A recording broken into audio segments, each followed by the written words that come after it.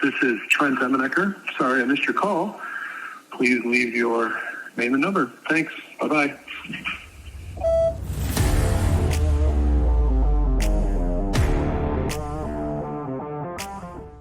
Hello, Podcast Nation. Okay, Podcast State, Podcast County. Podcast small group. We have about Podcast small group. People. That's about a small group. We are a podcast small group, but looking to become a larger community. That is our goal. So anyway, welcome to those of you who are part of our nation. We're going to get t-shirts that say, please Podcast don't call Nation. me. This is the Please Don't Call Me podcast where Alex had a grand idea to get us together over the podcast. It's great for us. It's therapeutic. And we also hope that it is enlightening, I'm sure, and fun for you as well. So, hi, Alex. Hi, Dad. How are you? I'm well. It's been a wonderful day. We're taping on a Sunday, the Lord's Day. Mm-hmm. So, got to worship first Sunday of Advent, which is really exciting. So, anyway, it's been a great day. How are you? I like your little Christmas tree in the back, by the way. Good. Thank you. We're hopefully going to get our real tree soon. I don't know where we're going to put it because the cat, Has the cat been introduced? Capri the cat. Yeah, I don't know if I've mentioned her. Yeah, no. Capri, she attacked this little guy when it was out in the living room, and so we had to move it out of her reach. And so I don't know. I don't think she'll do very well with the big tree, so we're probably going to have to be creative with where we put it.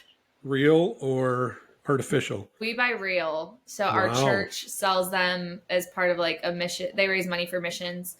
And so they set up a big tent and sell like hundreds of trees every year. So we go and pick them out. It's interesting. I grew up in an artificial tree family. Mm-hmm. We got a couple real because ones. We leave them up forever. We've done real a couple times. Yeah. Mom likes them out till her birthday, which is January 7th. So which is real Russian trees Christmas. Don't last that long. I was listening to somebody else, like there's another podcast out there, but I was listening to somebody else who their Christmas tree, they get it with the root ball attached. So they get the Christmas tree, you know how I usually cut it off? Yeah. They get the whole thing with the root ball in their house. And then when Christmas is over, they plant it in their yard. So they have all of their Christmas trees. That's kind of cool, actually. Mm-hmm. I like that. A lot of work. Sounds like a lot of work. So good. I'm glad you're getting a real Christmas tree. The smell's the best part. Mm-hmm. But artificial is good when you try to go for an extended amount of time. So, all right. What shall we discuss this fine day? I think we should do a Thanksgiving recap. Yeah. Especially on the food side of things, since when did we become a food podcast? We should talk about the foods. Would you like to redo anything on your Thanksgiving tournament? Anything you thought, you know what, that's overblown, it's not as good as I thought it was, or something that is a dark horse that snuck in at the end that you really... Yeah, so the mac and cheese that I had at Thanksgiving was really, really good. And I at whose Thanksgiving? So we do Thanksgiving with a couple of the coaches and the players from the Georgia basketball team, which is fun because not everybody's able to travel home to be with family. So it's a catered meal, and Coach White graciously hosts everyone. It was not Kraft mac and cheese, and it wasn't baked either. It was more kind of like what I make when I make mac and cheese, the homemade. It was really good, and I kind of felt bad for what I said. I don't think I said anything horrible about mac and cheese, but I just said it wasn't a Thanksgiving food, but that's probably the most of what I ate at the Thanksgiving meal that I partook in. Okay. Let's see, what was over? Well, at one of my Thanksgiving, somebody did a pork shoulder, smoked a pork shoulder. It's actually called the Boston butt. I don't know why it's called that, but Uncle Brian did it, and he did it in his green egg thing and smoked it. He's a grill master. And it was unbelievable. That sounds amazing. So good. Yeah. So that would have been something I'd never thought I'd eat at Thanksgiving, and that was really good. But my usuals were excellent. I had lots of pumpkin pie with Cool Whip, not Miracle Whip. Not Miracle Whip. And all the sides I like were right on point. Everybody did a great job in my Thanksgiving world. Yeah. Way to go.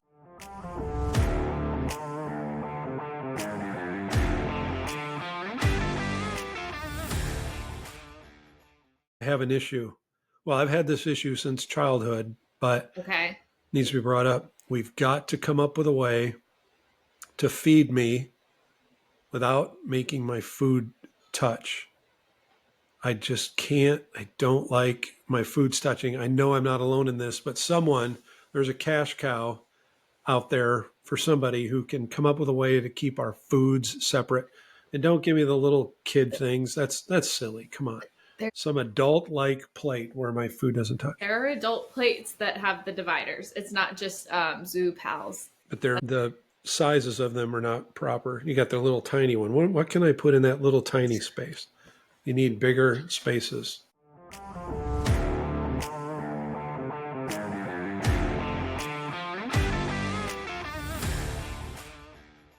All right, Alex, so let's review our Thanksgiving festivities. What did you do on Turkey Day 2024?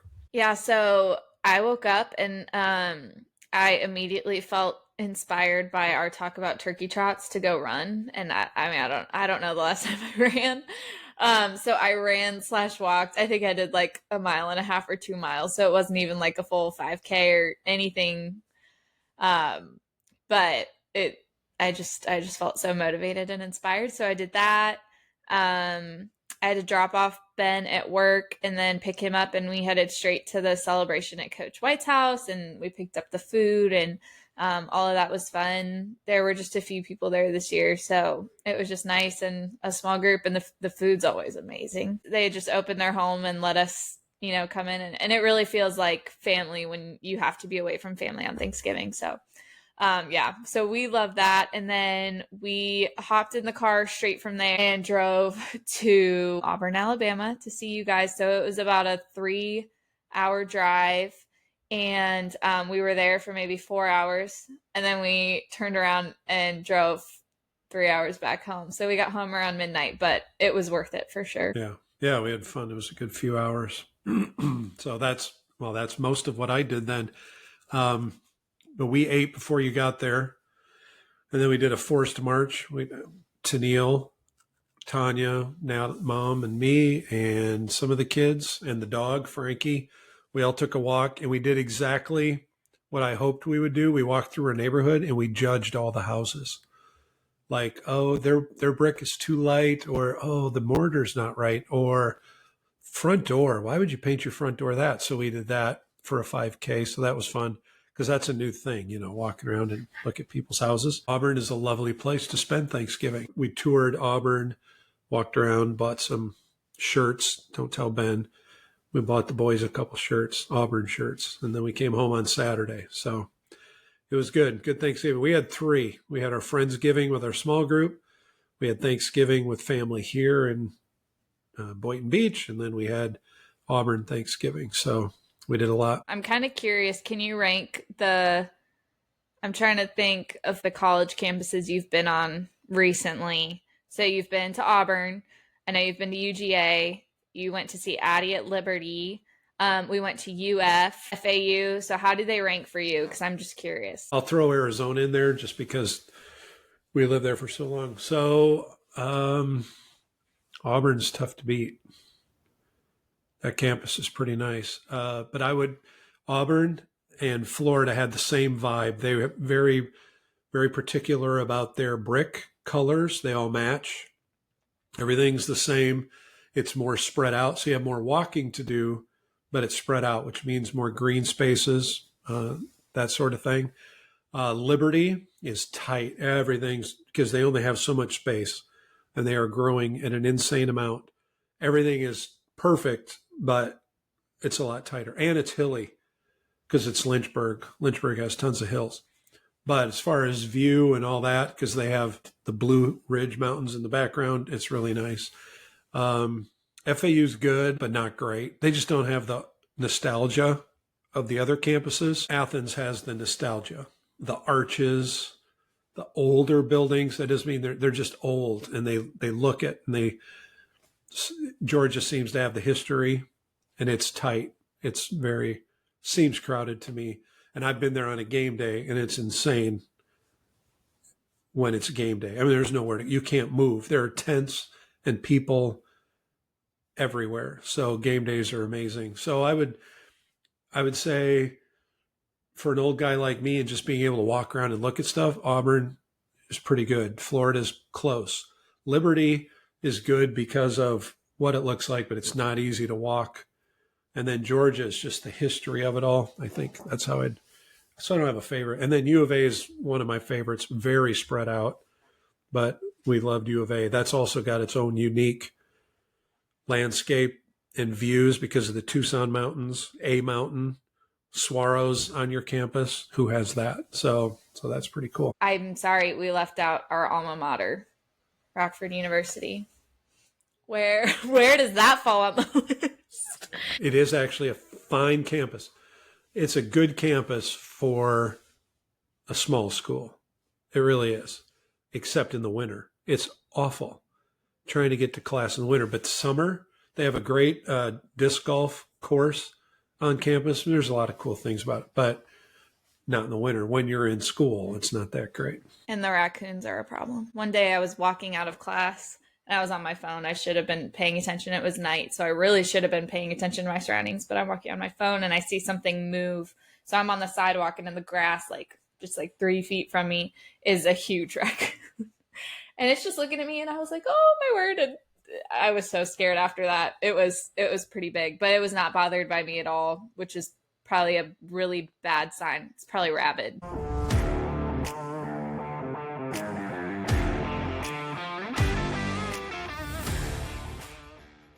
This one's been going around the internet, and I'm on board. I'm totally in on this one.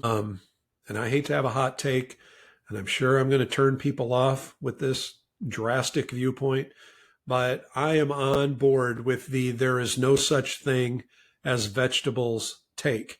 There's no such vegetables is a made up construct. They didn't start using the word vegetables until like the 16th century, 15th, 16th century. Some guy just clumped all edible foods into one thing called vegetables. But if you're a true scientist like I am, because I'm all in on the science, botany has no category for vegetables. There's no such thing. How do you feel about that? Am I bothering you? Is this really offensive to you? A little bit, because so I teach 4th and 5th grade science, and specifically in 4th grade, we learn about fruits and seeds, and all the kids always ask, well, is this a fruit or is this a vegetable? And so after getting that question a couple times, I was like, you know what, I'm going to research and figure out the actual answer. And we said the fruit is the part of the plant that comes from the flower. It's the flowering part of the plant. Like flowers turn into fruit, and then they have the seeds, which help the whole reproduction process. And then vegetables are any part of the plant that is eaten other than the fruit. So any vegetable is either celery is the stalk, or even broccoli is the stalk, or potatoes are a root. Zucchini is a fruit because it comes from a flower. Brussels sprouts are flowers. Broccoli, flower. Cauliflower, flower. Lettuce is just a leaf. You're eating a leaf. Celery is a grass or a stalk. Kale is kindling for fire. You shouldn't even eat it. Potatoes, roots. Onion, root. Beet, root. Kohlrabi, my favorite, root. So it's a root, it's a fruit, it's a grass. Corn is fruit. You're eating the seeds. It's fruit. So if I've offended anyone by uttering the word vegetable during our Thanksgiving talk, I apologize. Because we should, here's a pun, we should root that word out of our lexicon.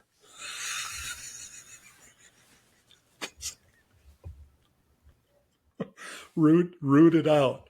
Just root it out. So stop saying vegetables. Let's be passionate about it, or it's not worth it. Be passionate about not saying vegetables. So we're taking it out. Okay?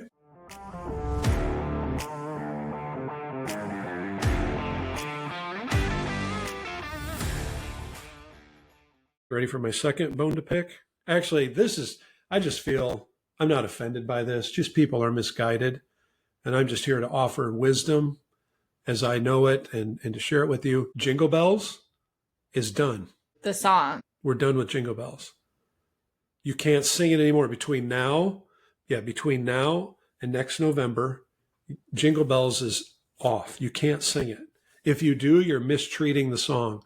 And that bothers me. That offends. Jingle Bells is a Thanksgiving song. It is not a Christmas song. It was originally written for a Thanksgiving show, not a Christmas show. It is not a song for Christmas. It's a dashing through the snow in a one-horse open sleigh.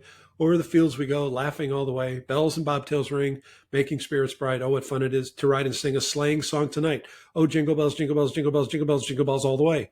Oh, what fun it is to ride in a one-horse open sleigh. It says nothing about Christmas. It's a Thanksgiving song. But it doesn't say anything about Thanksgiving either. I know, but its intent, it's the author wrote it for Thanksgiving. Well, if the author was smart, they would realize monetarily they're going to benefit more from a whole Christmas season, which for some people lasts 2 full months, than from just one day. Well, that's what happened. The greed of the people caused it to become a Christmas song and ruined it. It's a Thanksgiving song. So everybody, no more. And if you hear it, if your favorite radio station is, we're playing songs of the season, and they come on with Jingle Bells, call them and say, excuse me, you should not be playing this song. You should have played it a month ago when it was appropriate. I will no longer be supporting your radio station. That's what you need to say. But of course, I wouldn't do that because I'd have to call them and use the phone, and I refuse to do that. But I will write a strongly worded email. Stop playing Jingle Bells. It's a Thanksgiving song. I've been playing the Vince Guaraldi holiday or Christmas playlist, and that has Jingle Bells on it. So I was listening to Christmas music with Jingle Bells included to honor Thanksgiving. Now I'm going to have to delete that song and not allowed to be played moving forward. I'll reinstate it in the 1st of November. It's exhausting keeping up with these trends and trying to be appropriate in all things, but that's what I try to do. Yes, it's really hard when you make the decision yourself to boycott all these things that society thinks is perfectly acceptable. Well, and if everybody's going this way, I'm going to go that way. If they're going to zig, I'm going to zag. That's how it works. So everybody stop with the Jingle Bells. It's done. It's a great song, but let's give it its honor. It has the whole month of November. It should not be played in December. Thank you very much.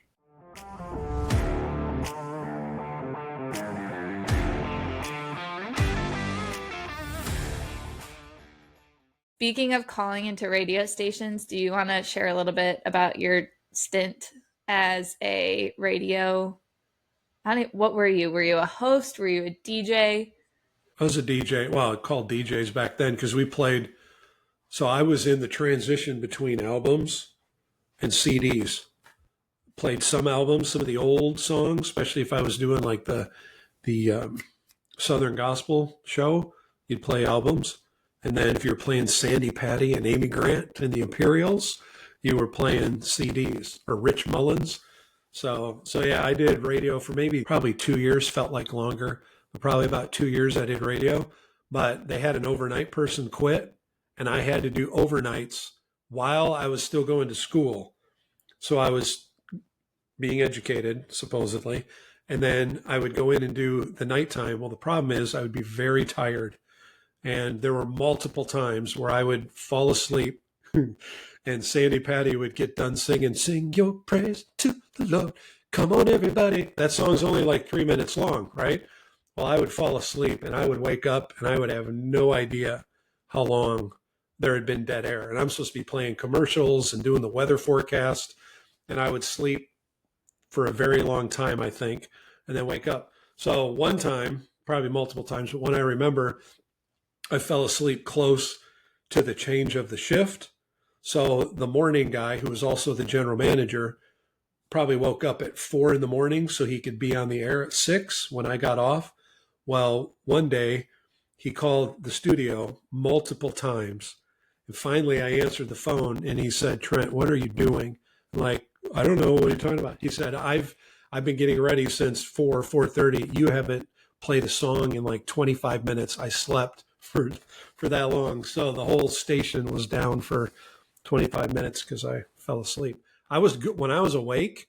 They liked me. I was pretty good. I still have pictures of me because I was in one of their promotional deals, sitting there, sitting behind the microphone, looking at it like this, you know, trying to be cool. It was awful. I think I had a polka dotted tie on, and then a skinny polka dot tie. That was something I really thought about doing. I was interested in radio. I could have really done it. There was no freedom. You had 30 seconds, not even. You had 15 seconds to get in, get out, play the next song. 15 seconds to read the weather. 15 seconds to thank someone who's been giving to the Christian ministry. There was no freedom. You couldn't. If it would have been like a podcast format, that'd have been one thing, but there was no freedom. It was in, out, play the next song, play the next commercial. So I felt constrained. That's probably why I quit. I didn't do it. So anyway, and they paid minimum wage. That probably didn't help either.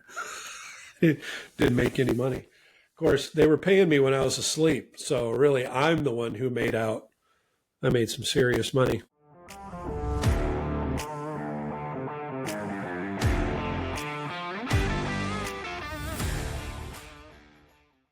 All right, Alex. Speaking of my radio career, we should probably wrap. You got to know when to get out.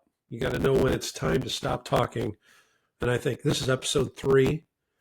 It's time for episode 3 to wrap up, folks. We are very close to getting getting set up so we can have some guests.